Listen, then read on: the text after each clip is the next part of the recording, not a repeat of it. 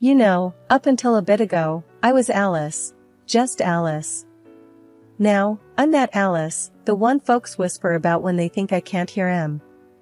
My friends, they don't know the half of it. The ones I work with at the hospital, they see the bruises under my eyes, but not the ones wrapped around my self-esteem. They don't know how my scrubs hide more than they show. Girl, you okay? Sarah, who's been with me since nursing school, asks as we change into our scrubs. Gotta love her for trying. Yeah, I'm good, I say, but we both know it's a lie. Just didn't sleep much, is all. Sarah tugs at the sleeve of my once bright scrub top, now a dull shade I can't even name. Didn't you used to wear that electric blue one? You were all about those bright colors. Ain't seen that in a minute. Guess I just go with what's clean these days, I shrug, avoiding her eyes. Clean or not, this ain't you. What did that man do to your closet, girl? Suck the life out of it just like he's been sucking the life out of you? There's an edge to Sarah's voice now, it's got a bite that says she's not just asking out of curiosity. You talk too much, you know that? I fire back, trying to keep it light. But Sarah ain't having any of it. And you don't talk enough. Spill it, Alice. Just then, another nurse, Betty, who's been eavesdropping, snips in from across the room. Oh, leave her alone, Sarah. Everyone sees she's down since the big day. Pretty damn clear something's going on. Icy silence clamps down on me like a vice. They're all waiting for me to say something, but what do I tell them? That the man of my dreams turned out to be the con artist of my nightmares? How Tom's swipe at my confidence is more regular than our meals together. Marriage, huh? More like a wrestling match where I lost before I even got in the ring. Not everyone needs to air their dirty laundry for the world to see, Betty. Sarah snipes back, her loyalty warming me a fraction. I sneak a glance at her. Really, it's nothing, okay? He's stressed with work and all. Stressed, my. She scoffs under her breath, but drops it for my sake. The rest of the shift I can feel their eyes on me, a mix of pity and concern. It's like I've become the lead in some bleak show where I didn't even audition. The day drags on and I lose myself in the comfort of routine, checking charts, handing out meds, comforting those worse off than me. At least at work, I can pretend I'm who I used to be. Clocking out feels like I'm walking the plank. The drive home is short, the dread long. Tom's car is in the drive when I pull up. My stomach's doing gymnastics, hoping today's a good day. But when I open the door, the air's thick with silence, worse than shouting. He's at the kitchen table, bills spread out like a losing hand of cards. His eyes flick up to me, and there ain't any welcome there. You're late, is his curt greeting. Traffic, I mumble, dropping my bag, the weight not just from the contents. He grunts, dinner? Sure. Gimme a minute to change. I stumble over the words, eager to get out of my scrubs and into something less, me. In the bedroom, I swap my work greens for the gray sweater that seems to have become part of my skin. I catch my reflection in the mirror. Sarah's right. The colors, hell, they're gone, and not just from my closet. It's like I've faded to some dull version of myself, some upstanding man's wife who nods more than she speaks. I get to peeling potatoes, the knife's repetition numbing. Sometimes I think if I make the meals bland enough, they might just blend into the walls, into the air, and I can fade out with them, stop feeling like a damn fool for marrying a man whose sweet nothings turned sour as milk. Then, the silence breaks. Alice, did you pick up my dry cleaning? His voice cuts across the quiet. Forgot, I admit. I'll get it tomorrow. He tsks, a sound that says more than his words do. Never mind, I'll do it myself. Unlike some, I actually get things done. I don't argue. I've learned that much. Dinner goes by in a tense truce, me focusing on not stirring the pot, while he eats like it's just fuel. No words about the food, no words about us. At this point, I'm not sure which would be worse. Life's funny in a twisted sort of way. You wake up, do your thing, go to bed, and somewhere in all of it, you miss the moment everything tips sideways. For me, it was the hours at work stretched out longer and longer, and home, well, that wasn't home no more. At the hospital, my shift seemed like a breeze next to my life with Tom. But damn if those hours weren't piling up like dirty laundry. 12-hour shifts turned into 14, then 16. Gotta make ends meet, right? It was a typical Friday, or whatever day it was. After enough double shifts, they all just sort of blend together. Around the millionth hour, I was sitting in the break room, trying to remember the last time I had a day off. Sarah dropped into the chair next to me, her coffee splashing over the side as she did. "You're still here? Jesus, Alice. You plan on just moving in?" I tried to smile, but it felt like doing a pull-up after an all-nighter. "The bank doesn't cash in smiles, Sarah." "You working the late shift again?" she asked, the concern in her eyes clear as day. Wringing my hands, I just nodded. "Tom thinks we need the extra cash. Bills and all that." Sarah's brows furrowed. "Not like he's bringing in any prizes with his job. When do you two even talk?" The break room felt too small right then. "He's busy," I mumbled, looking away. "Busy being king of the castle," she muttered under her breath. I knew better than to argue. "He's got a lot on his plate," I offered weakly, knowing even as I said it that Tom's plate was filled with nothing but complaints and excuses. The shift dragged on, my feet dragging along with it. Patience blurred together, suffering brushed past like just another symptom of my day. Heading home, the evening chill matched my mood.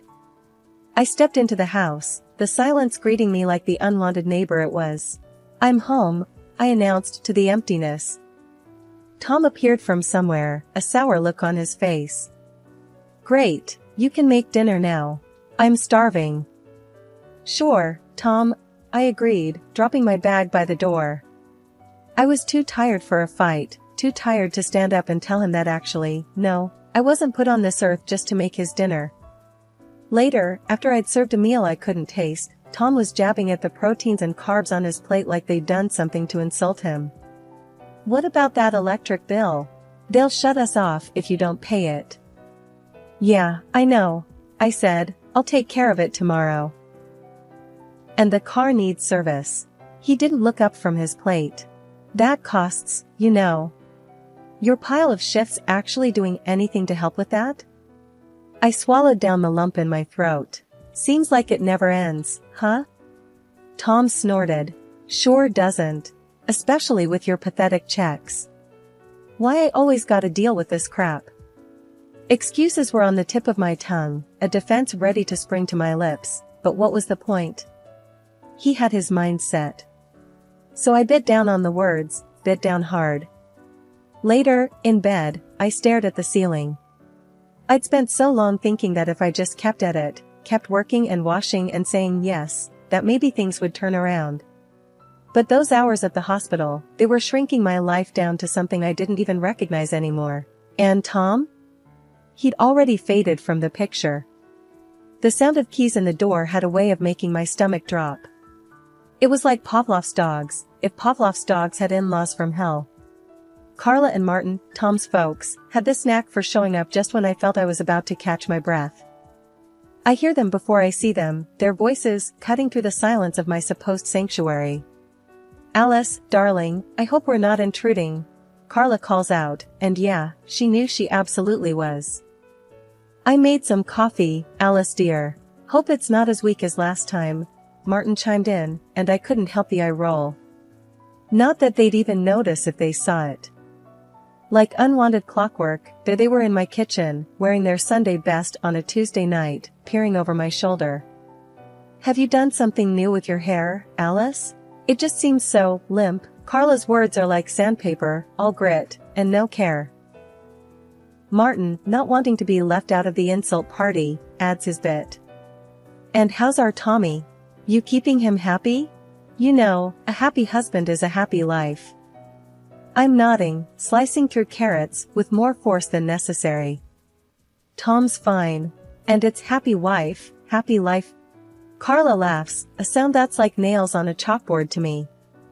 "Oh, dear, you have it all mixed up. But that's okay, we can't all be naturals at this wifely business. Just then, Tom walks in, and I'm thinking maybe I can escape to the bathroom or something. Hey, look who's here. Mama's making jokes at Alice again, he says, and I can hear the grin in his voice. Carla beams at him. Just giving her some pointers, darling. Heaven knows she needs them.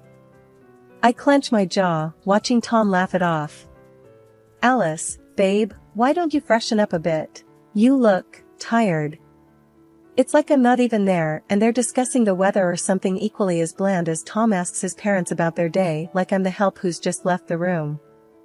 Later, after what feels like the longest evening of my life, I'm scrubbing at a pot thinking, I can't do this anymore. I'm about to break, about to say something, when Tom leans against the doorframe. Come on, Alice, don't be like that. It's family. Family doesn't make you feel like crap, Tom. Maybe not in fairy tale land, Alice. But in the real world, you gotta take the rough with the smooth, he says, and I can tell he thinks that's the end of it. And when's the smooth coming exactly? Because I've had a rough few months, I shoot back, my voice is sharper than I intend. Tom throws his hands up and walks away. You're being dramatic. Dramatic. That word bounces around my skull as I lie down on the couch because the bed feels like it's on another planet right now. Is it dramatic to want some peace? Some respect? Is it dramatic to not want to listen to your husband and his parents talk about you like you're just a piece of furniture, a piece that's not quite to their taste? I found out about the missing cash when I was at the counter trying to buy a sandwich. My hand dug around, touching nothing but gum wrappers and old receipts. Back home later that day, I cornered Tom in the kitchen. Sink piled high, air thick with silence. Tom, did you borrow cash from my bag? He didn't even pause, stacking dishes with a clatter. Yeah, I needed it. I took a breath, counting to 10. Didn't help much. Needed it for what exactly? He shrugged, a casual lift of shoulders that didn't match the tightness in his voice. Stuff. Men stuff, you wouldn't get it. I wouldn't get it, or you won't tell me, I snapped, tired of dancing around. He turned then, eyes hard. What's it to you? It's our money, Alice.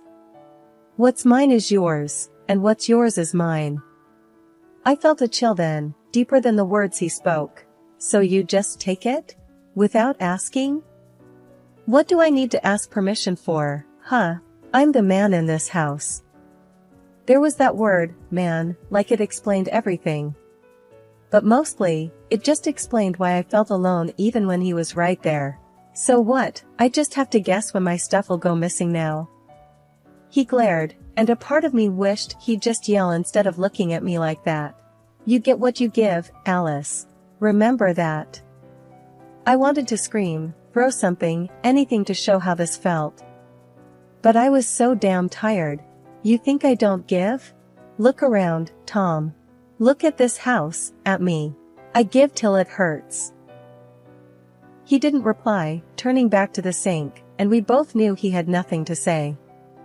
I left him there with his mess, our silence loud enough to shake the walls. I sat on our bed later, sorting through bank statements. Numbers danced before my eyes, refusing to add up. It wasn't just the cash from today. It was more. Can't sleep? Tom stood at the bedroom door, voice empty of whatever made people human. Just trying to make sense of our accounts. They're all over the place. He leaned against the door frame, a shadow. Maybe you're the one spending without telling. A laugh escaped me before I could lock it up. It wasn't even a good one. Right. Me. You got me, Tom. I've been buying, what exactly? Because I still wear the same clothes, still eat the same food. You're getting sarcastic now? He crossed the room, throwing himself into the chair by the window. Not a good look on you. I didn't want to cry, not in front of him. Just tell me why, Tom. Why are you doing this? He didn't respond, didn't even say goodnight. He just left, door clicking softly behind him in the kind of quiet that roared. It was happening again. Tom, sprawled on the couch, a half-empty bottle dangling from his fingers. The TV was blaring some sitcom, the laugh track mocking me. Tom, come on, not tonight, I said, eyeing the bottle. He looked up, his eyes glazed. Why not? This is the good stuff, Alice. I reached for the bottle, but he pulled it away like we were kids playing keep away. Please, Tom, the drinking. He laughed, and it stung because it didn't reach his eyes. It's the only way I can stand you. That hurt. It cut deeper than any knife could. Am I really that bad? My voice barely above a whisper. He stood up now, a little wobbly, and patted my head like I was the family dog. Nah, you just need to lighten up, babe. I'm trying, Tom. God knows I'm trying. My patience was wearing thin, fraying at the edges. He shrugged and walked to the fridge for another beer. You think your nagging will change anything? I drink because I want to, not because of anything you do or don't do. I followed him, anger replacing the worry. So, this is just you, then? Self-destruct mode full on? Stop making a big deal out of it, he said, snapping the cap off with more force than necessary. A big deal? I raised my voice now, no longer able to contain the frustration. I'm scared, Tom. You're drunk every night, and we're losing us. Us? He laughed loud and hard, but it was as hollow as our bank account. Honey, us checked out a long time ago. My heart was pounding now, each beat screaming at me to do something, anything. So, what? We just pretend? Laugh along with the sitcoms while our life turns into some trashy drama? He leaned close, his breath sour. Nobody's asking you to play pretend, Alice. You don't like it, there's the door. That stung, that he could just throw me away. After all, we'd been through. If it's so easy for you, why don't you leave? He snorted and grabbed his jacket. Maybe I will. Have a night out, away from this prison. Go then. See if the bar crowd can put up with your crap, I said, my voice harsher than I meant it to be. The door slammed, echoing in the empty house. I blinked back tears. This wasn't just about the drinking. It was about respect, about love, and whatever was left of our marriage. And I sat there on that too quiet evening, the fake TV laughter rolling over me, asking myself when we'd become such strangers, wondering if the laughing had ever been real. My apartment, a tidy little place downtown, was a piece of my independence. I inherited it from my Aunt May, a spitfire of a woman who never married and always used to say, a woman needs her own set of keys. I rented it out mostly, a little bit of cash flow that didn't depend on Tom. Then one day, Tom says to me, I got this project, gonna be working late. Cancel the lease. I need a spot to crash. Didn't sit right with me, but I did it, told the tenants it was family emergency stuff. A couple weeks in, I get this itch in my brain, like something's off. I'm not nosy by nature, but I need to see. So, I head over to the apartment, mid-evening.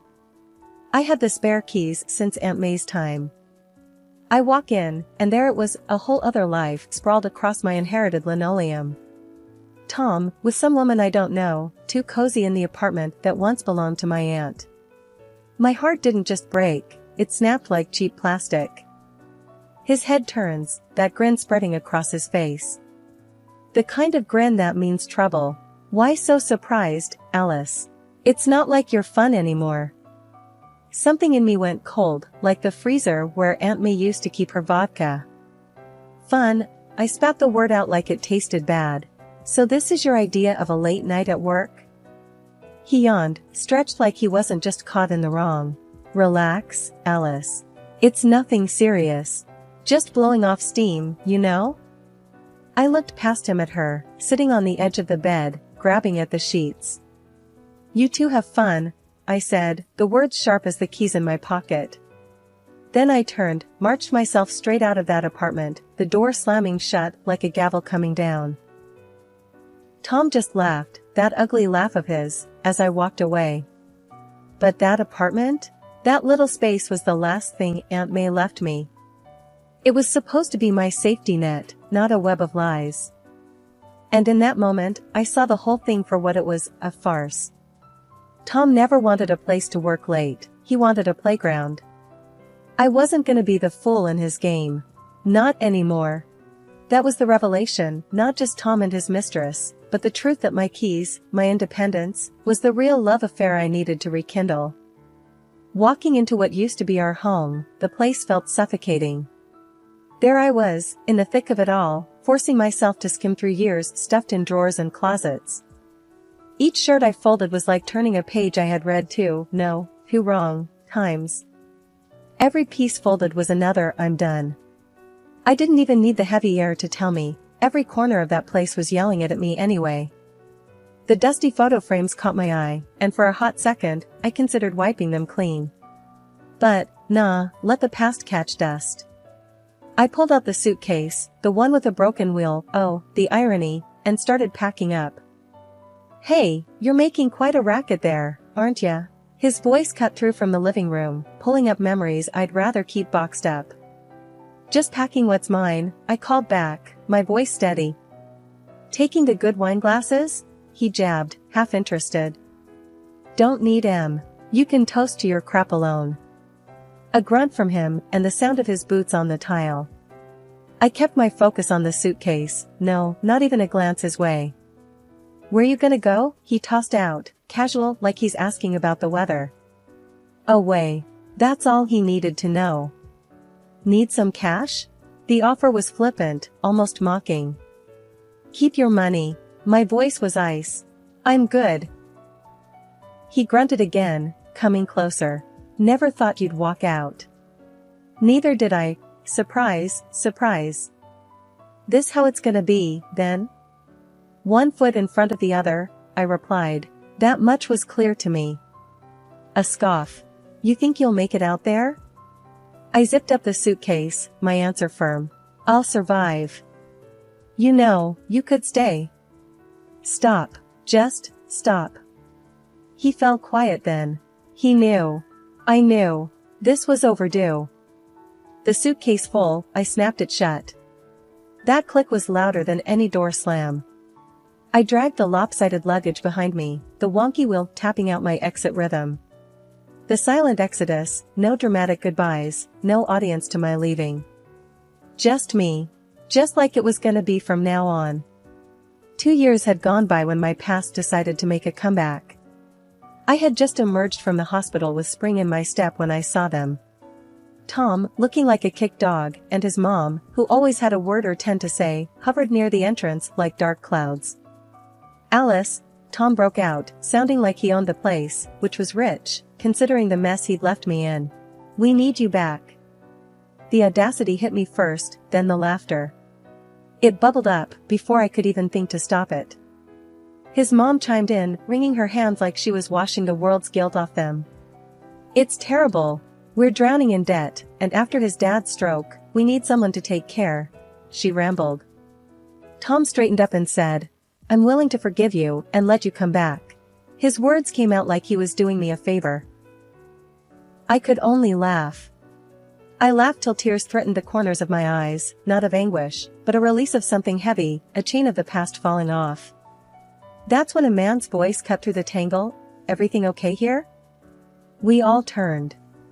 It was Ian, standing there, our little girl cradled in his arms. Her cheeks were rosy, her eyes curious, untouched by the mess, just a few feet away from her. "This is my husband, Ian," I said with pride in my voice that echoed firm and true. "And our daughter, Lily." The shock on Tom and his mother's faces could have powered the city for days. My life had moved on while they'd remained stuck, playing reruns of a show no one wanted to watch again. Tom's mouth opened and closed, no sound coming out. His mom looked like she'd swallowed a wasp. The difference from 2 years ago struck me then, how much standing there meant. It wasn't about who I stood beside, it was about who I stood as. Stronger, surer, and wrapped in the kind of joy that doesn't fade.